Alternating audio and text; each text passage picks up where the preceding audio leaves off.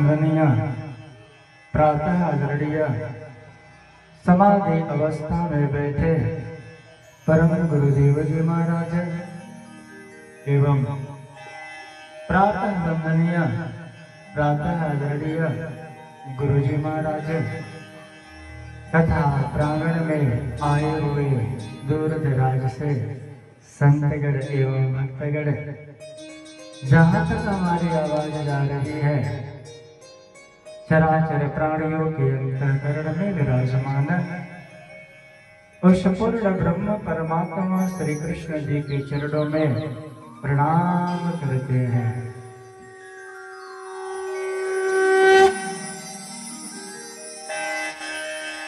धर्म प्रेमी प्यारे भक्तजन, संध्या कालीन कथा में आप सभी जनों ने श्रवण किया कि किस प्रकार से छोटे से बालक ध्रुव जो 5 वर्ष के अल्प आयु में ही जिन्होंने प्रभु को प्राप्त कर लिया और आने वाले समय में उनका नाम अमर हो गया। सुखदेव जी महाराज राजा परीक्षित से कहते हैं, परीक्षित, परमात्मा को किस रूप में किस अवस्था में भजना है, उनको भजने की कोई सीमा नहीं होती, कोई अवस्था नहीं होती है। जैसे जीवन प्रकाश की ओर आगे बढ़ता है तो धीरे धीरे उस दिव्य प्रकाश को प्राप्त कर ही लेता है। ऐसे जब हमारी चेतना धीरे धीरे जागृत होती है तो वैराग्य अंतःकरण में जागृत होता है और वैराग्य को जागृत होने से परमात्मा के प्रति हमारे अंतःकरण में प्रेम उत्पन्न होता है और कुछ ही समय में हम परमात्मा को प्राप्त कर लेते हैं। सुखदेव जी महाराज परीक्षित से कहते हैं, परीक्षित, यदि हमारा मन संसार के विषय भोगों में लगा हुआ है, वासना हमारी संसार की ओर हमें लेकर के जा रही है, तो हम संन्यास मार्ग को भी यदि ग्रहण कर लें या सर्वस्व त्याग करके बैठ जाए भजन करने के लिए, परंतु वासना हमारे संसार की ओर है तो हमें संसार सागर में पुनः आना पड़ेगा। परंतु यदि हमारा मन किसी भी अवस्था में प्रभु के चरणों में नहीं लग रहा है, हमारा मन बिगड़ा हुआ है, गलत संगत कर ली है, तो इस मन को सुधारा जा सकता है केवल भगवत नाम के द्वारा। सुखदेव जी महाराज कहते हैं, परीक्षित, यदि निरंतर हम प्रभु के नाम का स्मरण करें और उनके नाम का गुणगान करें, उनके नाम का चिंतन करें, तो धीरे धीरे हमारा मन प्रभु के नाम के आश्रित हो जाएगा और फिर अभ्यास के द्वारा निरंतर प्रभु का नाम स्मरण होता रहेगा, जिससे भवसागर को पार करने में बहुत कठिनाई नहीं होगी। सुखदेव जी महाराज परीक्षित से कहते हैं, परीक्षित, परमात्मा को प्राप्त करने का मानव जीवन का एक ध्येय होना चाहिए, क्योंकि ध्येय के बिना जीवन बिना नाविक के नौका के समान है और ध्येय निश्चित होने के बाद साधना यदि करें तो प्रभु की प्राप्ति हो जाएगी। परंतु साधना भी कई प्रकार से है। आज के इस कलिकाल में नाम सुमिरन भक्ति सबसे सरल साधन है। परमात्मा के दरबार में पहुंचने के लिए सर्वप्रथम हमारे हृदय में श्रद्धा, भक्ति, विश्वास, दृढ़ निश्चय का होना अति आवश्यक है। इस घोर कलिकाल में नाम की महिमा सबसे प्रधान बताई गई। तुलसीदास जी महाराज कहते हैं, कल योग केवल नाम आधारा, सुमिर सुमिर नर उतरहु पारा। तुलसीदास जी महाराज कहते हैं कि ये जो घोर कलिकाल है, इसमें प्रायः मनुष्यों की बुद्धि आश्रित वृत्ति की हो चुकी है। स्वयं घोर कलिकाल में जप करना आसान नहीं, तप करना आसान नहीं, ध्यान करना आसान नहीं है। सो इस घोर कलिकाल की सबसे बड़ी महिमा बताई गई केवल भगवत नाम का स्मरण है। यदि हम घोर कलिकाल में केवल भगवत नाम का स्मरण करें, उनके नाम का चिंतन करें, उनके नाम का गुणगान करें, तो हमें संसार सागर को पार करने में कठिनाई नहीं होगी। सुखदेव जी महाराज राजा परीक्षित से कहते हैं, परीक्षित, भगवान से अधिक भगवान के नाम में शक्ति बताई गई है। एक बार की बात है कि ऐसे ही लंका पे चढ़ाई करने का समय आया और श्री राम जी हनुमान जी सहित बंदरों की सेना लेकर के समुद्र के तट पे पहुंचे। तो नाम की महिमा को इतना शक्तिशाली बताया गया। कहते हैं कि उस समय पत्थर को अपने हाथ से उठा करके उस पे श्री राम का नाम लिख देते और उस पत्थर को पानी में ले जाकर के छोड़ते तो पत्थर ऐसे समुद्र में तैरने लगता था। और श्री राम को जब ये पता चला कि मेरा नाम लिख देने मात्र से पत्थर पानी में तैरता है, क्या यह सत्य है? तो इसका अवलोकन करने के लिए रात्रि के समय राम जी इधर उधर देखते हैं कि कोई मुझे देख तो नहीं रहा है। और जब देखा कि कोई उन्हें देख नहीं रहे हैं तो समुद्र के तट पे गए और एक पत्थर उठाया, उसमें राम का नाम लिखा। पत्थर को जैसे ही पानी में छोड़ा, पत्थर डूब गया। अब राम को समझ नहीं आ रहा है, इधर उधर देखते हैं कि कोई मुझे देख तो नहीं रहा है। उसी समय हनुमान जी वहां पे कूद पड़ते हैं।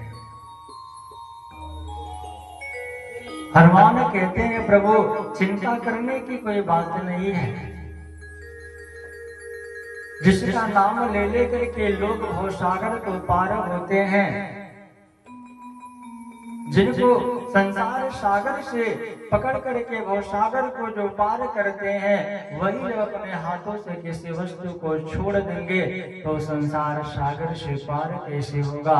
उसे तो संसार सागर में डूब ही जाना है।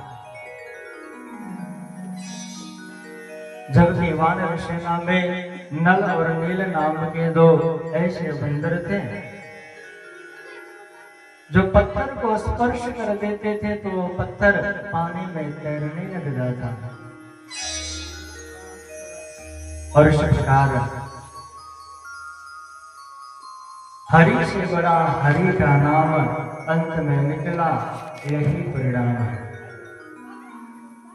यानी नाम की महिमा सर्वोपरि मानी गई है और नाम के द्वारा ही संसार सागर से हम पार हो सकते हैं। सुखदेव जी महाराज राजा परीक्षित से कहते हैं, परीक्षित, अजामिल नाम का एक ब्राह्मण रहता था।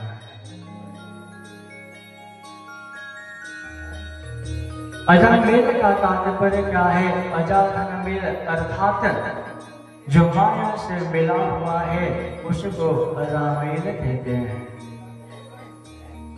प्रत्येक जीव माया के चक्र में फंसा हुआ ही होता है। अजामेल भी युवा अवस्था में बुरी संगत में पड़ गया और एक दिन पिंगला वेश्या के यहाँ पहुंच गया। वहां कामांध होकर के उसी से शादी कर ले और वहीं पे रहने लगा।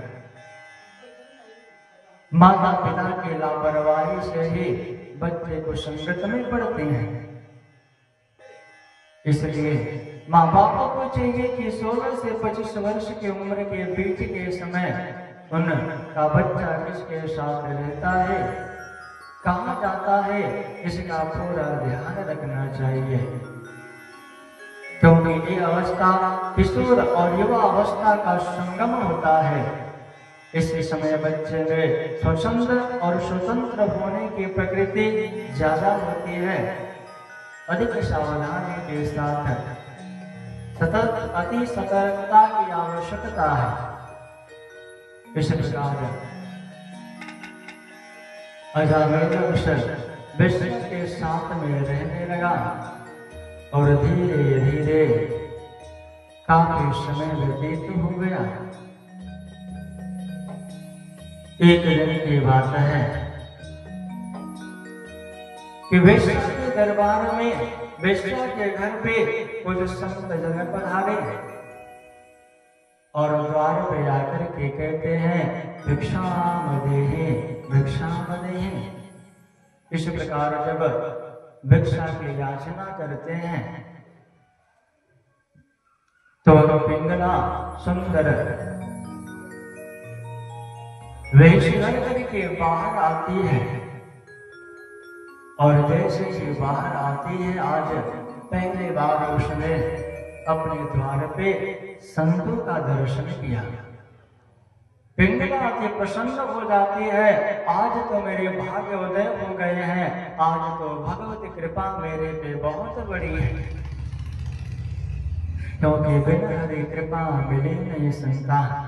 आज तो प्रभु की मेरे ऊपर कृपा हुई है जो मेरे यहाँ पे संतों का आगमन हुआ है। पिंगला बड़ी प्रसन्न है, आइए महाराज आइए, आप सबका स्वागत है। संत जन देखते हैं कि हम किस द्वार पे आ गए हैं और उनसे पूछ बैठते हैं कि देवी तुम कौन हो। पिंगला बहुत सुंदर जवाब देती है। पिंगला कहती है महाराज, मेरे द्वार पे जो कोई आता है वो कहता है कि तू मेरी है, तू मेरी है, परंतु मैं आज तक ये नहीं जान पाई कि मैं किसकी हूं। यही प्रश्न श्री राम जी ने गुरु वशिष्ठ जी से किया कि मैं कौन हूं। तो एक ग्रंथ बन गया योग वशिष्ठ।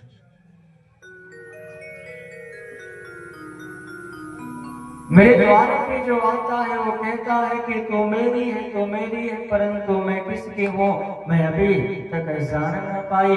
महाराज, लोग मुझे वेश्या कहते हैं, मैं पिंगला वेश्या हूं। संतों ने जब सुना तो अपने पांव को बदनामी के डर से वापस करने लगे, पीछे मुड़ने लगे।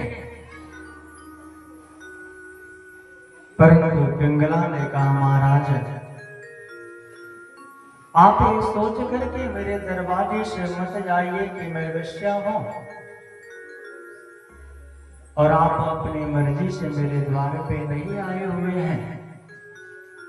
बिन हरि कृपा मिले नहीं संता, ये तो परमात्मा की कृपा हुई है जो आप मेरे यहाँ पधारे हैं। शिवाजी महाराज, मुझे सेवा सत्कार करने का मौका दीजिए। इस प्रकार पिंगला और सब संतों को अपने घर में लेकर के जाती है और बड़े प्रेम से भोजन करवाती है।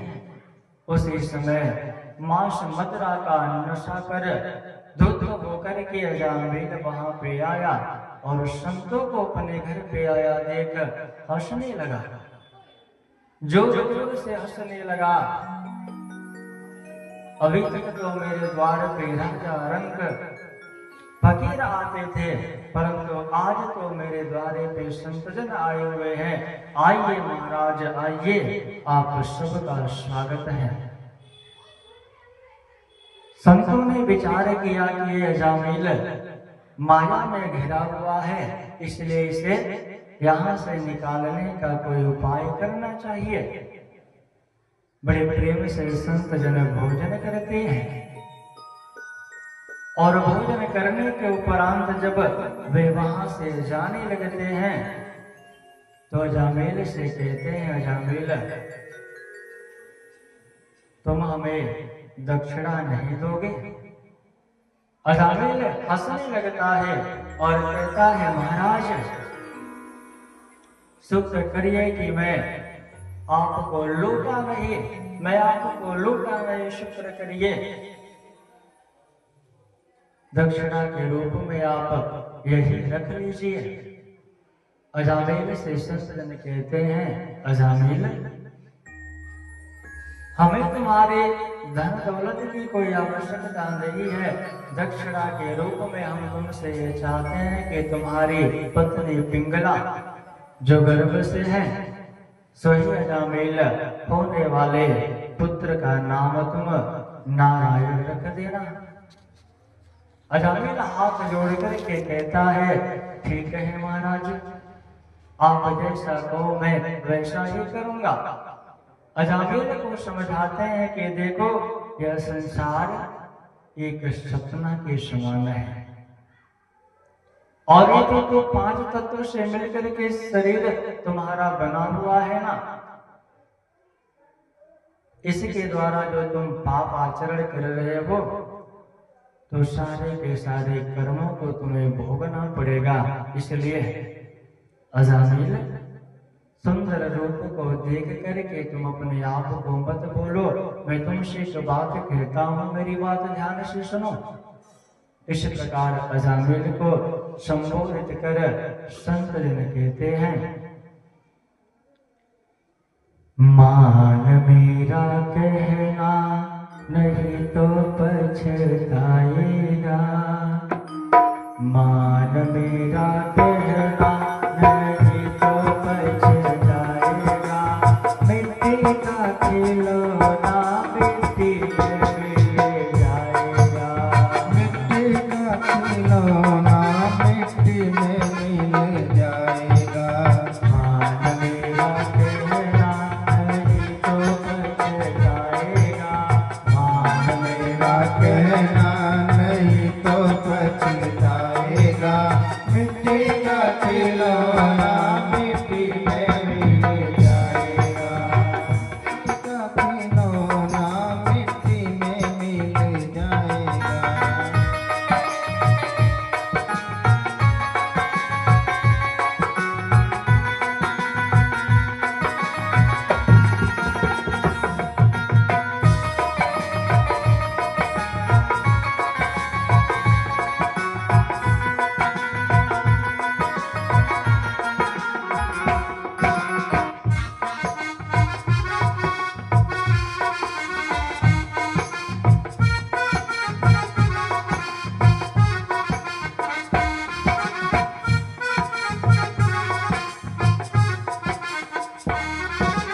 सुंदर रूप देख कर भोला, सुंदर रूप देख कर भूला। ओ धन यौवन में तो क्यों भोला, धन यौवन में तो क्यों भूला। एक दिन हंसा अकेला उड़ जाएगा, एक दिन हंसा अकेला उड़ जाएगा। मिट्टी का खिलौना मिट्टी में मिल जाएगा, मिट्टी का खिलौना मिट्टी में मिल जाएगा।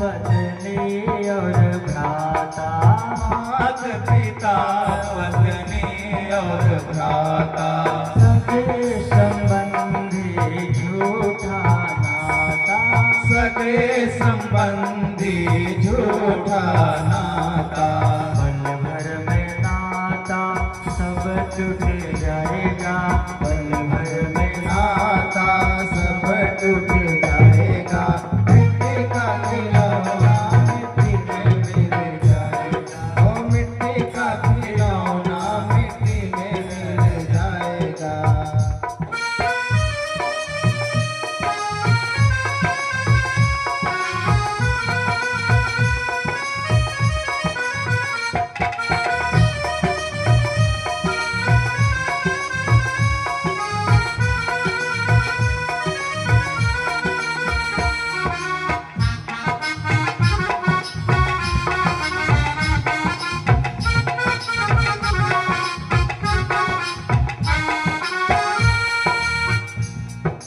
हीरा सा जन्म तूने व्यर्थ गवाया, हीरा सा जन्म तूने व्यर्थ गवाया, मोह माया मेरा भरमाया, मोह माया मेरा भर माया, बार बार ऐसा समय नहीं आएगा, ओ बार बार ऐसा समय नहीं आएगा, मिट्टी का खिलौना मिट्टी में मिल जाएगा, ओ मिट्टी का खिलौना मिट्टी में रह जाएगा।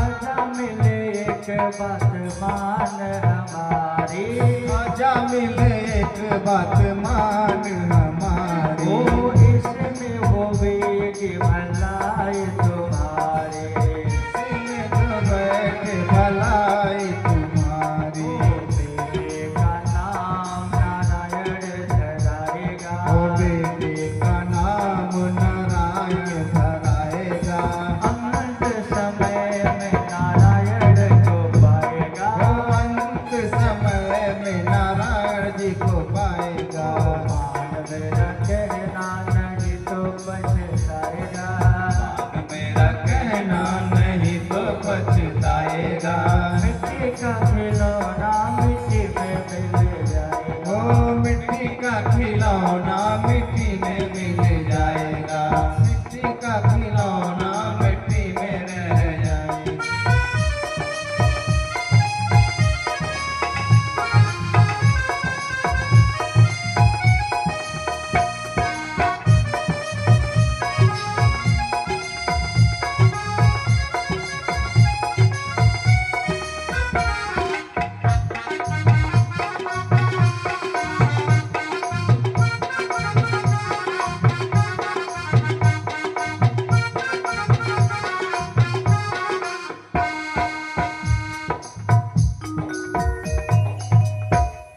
बोली गोविंद भगवान की जय।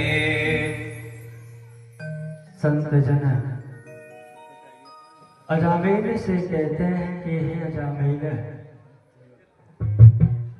यह मानव रूपी शरीर मिट्टी से बना हुआ एक खिलौना है, जो काल रूपी समय की ठोकर से एक दिन टूट जाएगा,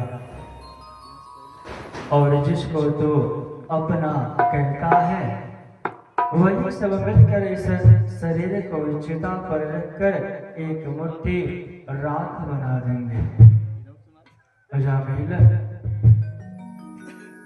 यह मानव रूपी जीवन हीरे के समान है, इसको मोह माया के जाल में फंसाकर व्यर्थ में मत गवाओ।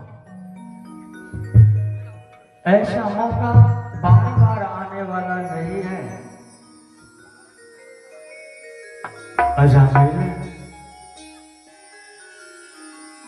तुम्हारी पत्नी जो गर्भ से है होने वाले बालक का नाम नारायण रख लेना, तुम्हारा कल्याण हो जाएगा। इस प्रकार अजामिल को उपदेश कर वे संत जन वहां से जाते हैं। अजामिल को संत जनों की बातें याद है कि मेरे पत्नी के गर्भ से जो बालक जन्म लेगा उसका नाम मैं नारायण रखूंगा। धीरे धीरे वह समय आया जब उसकी पत्नी के गर्भ से एक बालक ने जन्म लिया तो संतों के कहे अनुसार अब उसने अपने बेटे का नाम रखा नारायण। और जिस बेटे का नाम नारायण रखा तो उस बेटे से इसको इतना मोह हो गया, इतना प्रेम हो गया कि सोते बैठते जागते हर समय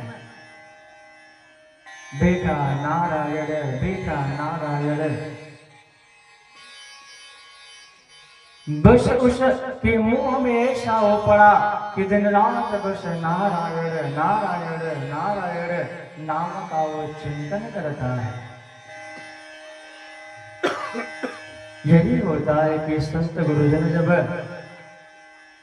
हमारे द्वार पे आते हैं ना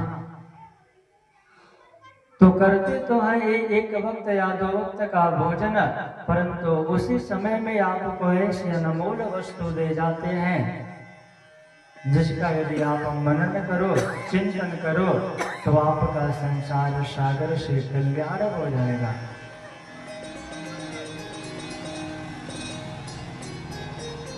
और जिसको प्रीति लग जाए प्रभु के नाम से उसको तो कहना ही क्या है। जैसा कि मीरा को जब श्री कृष्ण से प्रीति लगी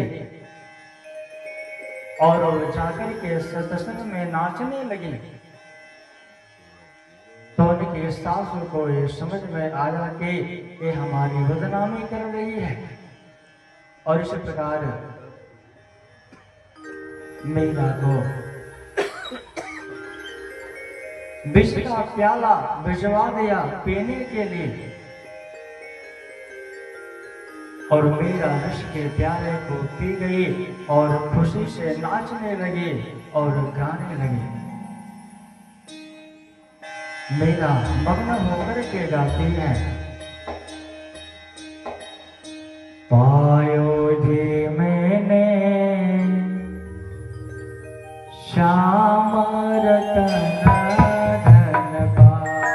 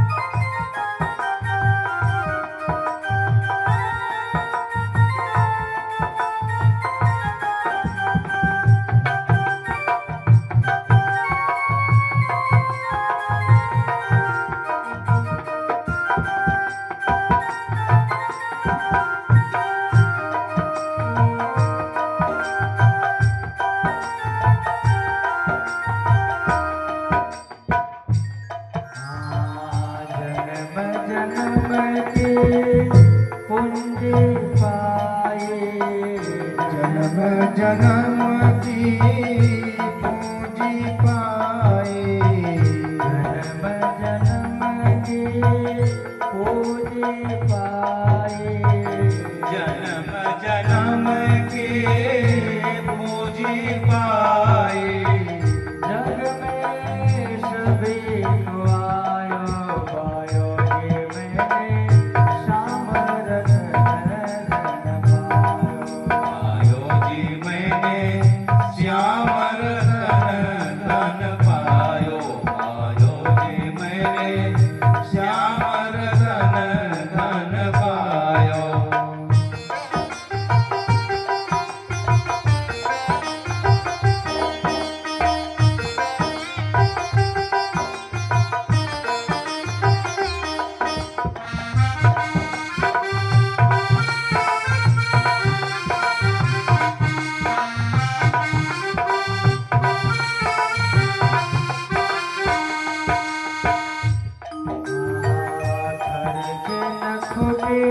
को चोरन लूटे।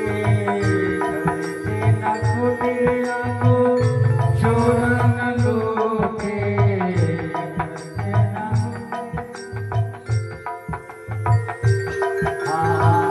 खर्चे न खुटिया को चोर न लूटे।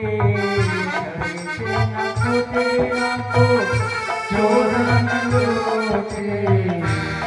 दिन बढ़त सवायो पायो जी मैंने श्याम रतन धन पायो। पायो जी मैंने श्याम रतन धन पायो। पायो जी मैंने श्याम रतन धन पायो।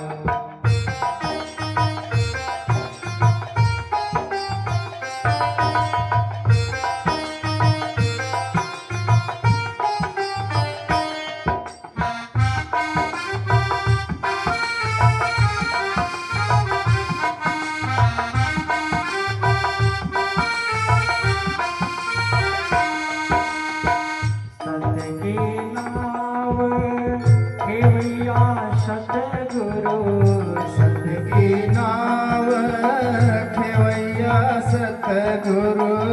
सत की नाव खेवैया सतगुरु। सत की नाव खेवैया सतगुरु। भवसागर तर आयो। भवसागर तर आयो पायो जी मैंने श्याम रतन पायो। पायो जी मैंने श्याम रतन धन पायो। पायो जी मैंने श्याम रतन धन पायो। पायो जी मैंने श्याम रतन धन पायो। पायो जी मैंने श्याम रतन धन पायो।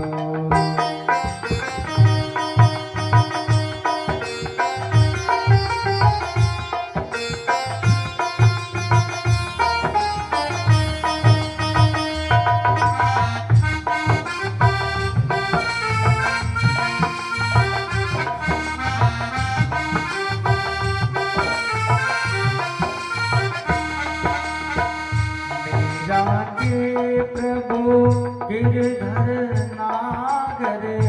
मीरा के प्रभु गिरधर नागर। मीरा के प्रभु गिरधर नागर। मीरा के प्रभु गिरधर नागर। हरख हरख जस पायो। हरख हरख जस पायो पायो जी मैंने श्याम रतन धन पायो। पायो जी मैंने श्याम रतन धन पायो। पायो जी मैंने श्याम रतन धन पायो। पायो जी मैंने श्याम रतन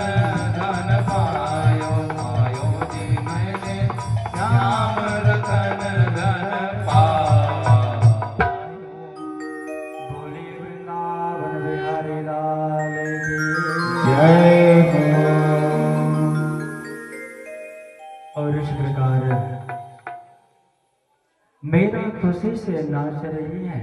क्यों? क्योंकि उनको तो नाम रूपी धन की प्राप्ति हो गई है।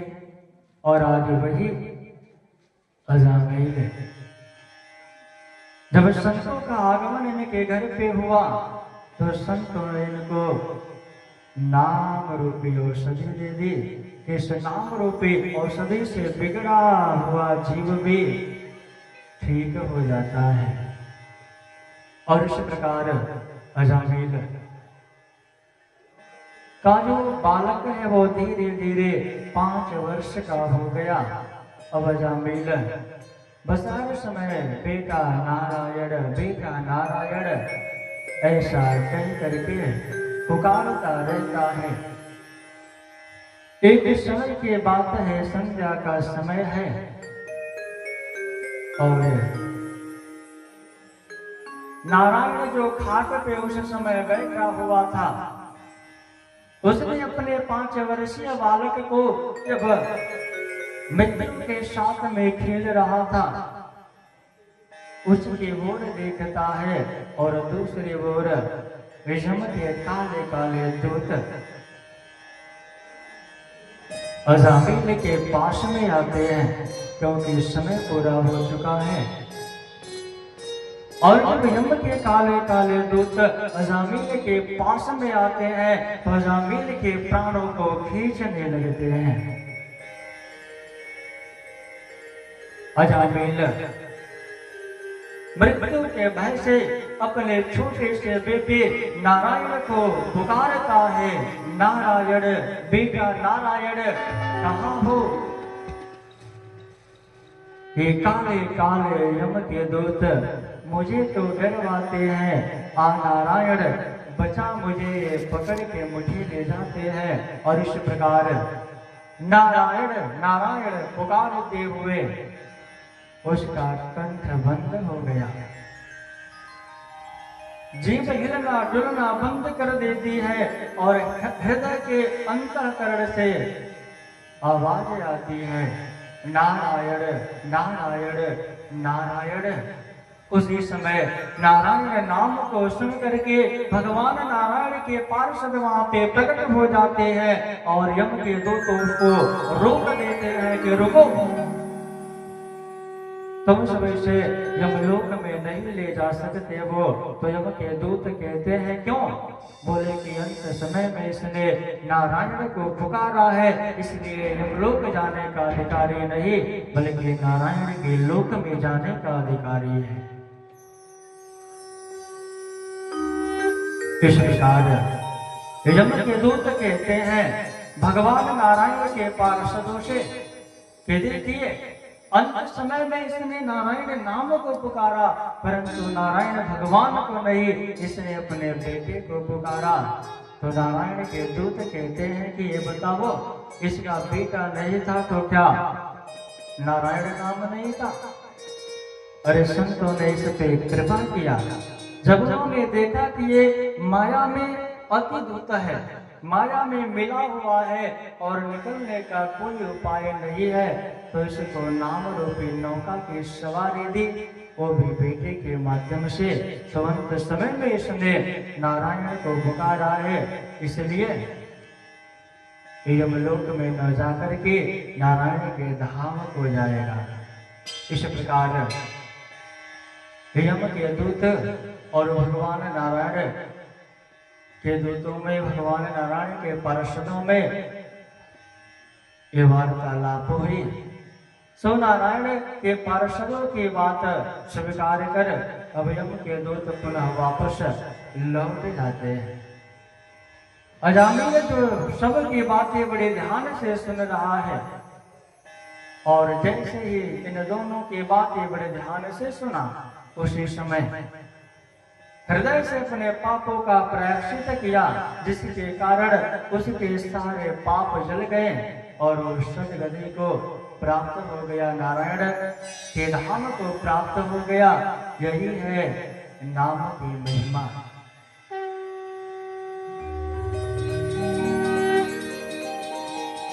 प्रेमी सज्जनों, आप भी अपने बच्चों के नाम को परमात्मा के नाम पर रखो। श्याम सुंदर मनमोहन श्री कृष्ण नारायण हरि जो नाम आपको प्रिय है, किसी न किसी से तो आपको प्रेम होगा ही, और उस नाम को जब आप रखोगे तो ऐसा ही होता है कि हम जिससे अधिक प्रेम करते हैं अक्सर अंत समय में उसी को याद करते हैं। यदि आप अपने बेटे से प्रेम करते हो तो बेटे का नाम प्रभु के नाम पे रखो। अंत समय में आपके मुख से यदि एक बार भी नाम निकल गया तो आप भगवान के धाम को प्राप्त कर जाओगे, संसार सागर में आना नहीं पड़ेगा। ये नाम के महिमा। बोलिए श्री कृष्ण कन्हैया लाल की।